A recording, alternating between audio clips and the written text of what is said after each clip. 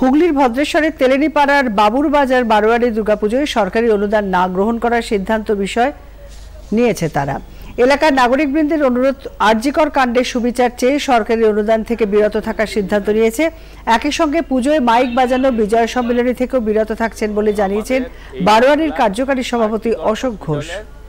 ডাক্তারি ছাত্রী তিলোত্তমার খুন এবং ধর্ষণের পরিপ্রেক্ষিতে আমাদের সারা রাজ্যে দেশে বিদেশে আমাদের যে একটা স্বতঃস্ফূর্ত প্রতিবাদ এসছে, সেই প্রতিবাদের পরিপ্রেক্ষিতে আমরা ঠিক করলাম যে আনন্দ অনুষ্ঠান বর্জন করব এবং মুখ্যমন্ত্রীর যে অনুদান আমরা নেব না, আমরা কোনো আনন্দ অনুষ্ঠান করব না, বিজয় সম্মেলনী করব না, আমরা শান্তিভাবে ধর্মের অনুষ্ঠান পূজা, সেই পূজাটাকে করব।